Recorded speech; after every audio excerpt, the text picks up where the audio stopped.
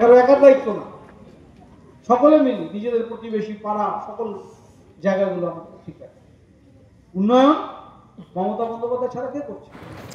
রবিবার বিজয়া সম্মেলনী অনুষ্ঠান অনুষ্ঠিত হলো কোচবিহার পৌরসভার 4 নম্বর ওয়ার্ডে।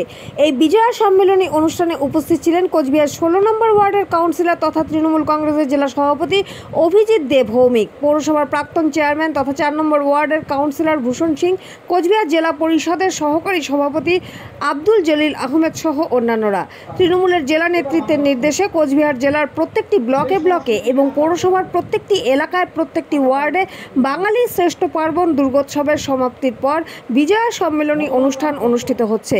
সেই মতোই কোচবিহার 4 নম্বর ওয়ার্ডেও রবিবার বিজয়া সম্মেলনী অনুষ্ঠান অনুষ্ঠিত হলো।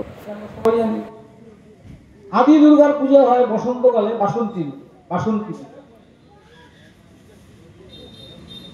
যখন দেবী দুর্গা পুজোর জন্য রাম আরাধনা করলেন, কারণ রাবণ অপহরণ করে নিয়ে গিয়েছিল সীতা,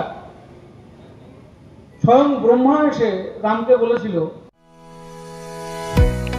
মোবাইল নেবেন আর দেরি না করে চলে আসুন নিউ রাধা অপটিক্যালে। ক্যাশ পেমেন্ট বা 0% ডাউন পেমেন্টে ফিনান্স করে নিতে পারেন যে কোনো মোবাইল এবং অ্যাক্সেসরিজ, সাথে থাকছে আকর্ষণীয় গিফট। ঠিকানা শিবকালী মোড়, ভবানীগঞ্জ বাজার, বিসাইড সোনু গার্মেন্টস, কোচবিহার।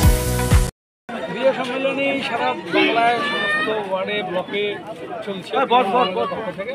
আজকে কুচবিহার শহরে এখানে দাঁড়িয়েছিল 4 নম্বর ওয়ার্ডের বিজয়া সম্মেলনী হলো। আজকে 5টি ওয়ার্ডে চলছে একসাথে। বহু মানুষের সমাগম হয়েছে 4 নম্বর ওয়ার্ডে, খুব অভিভূত, এবং 4 নম্বরও বিজয়া সম্মেলনী করেছে।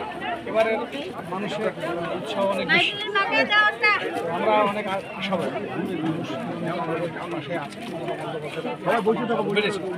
এবং এবারে বন্যাতে অলরেডি 7 দিনের মধ্যে মুখ্যমন্ত্রী দুবার দিচ্ছেন। মানুষ আমরা অত্যন্ত মানুষ আনন্দিত, আমরা অনুভব করছি, মানুষ একটা ভরসা পাচ্ছে। এই বিজয়া সম্মেলনের মধ্য দিয়ে কি 26-এরও জনসাধারণ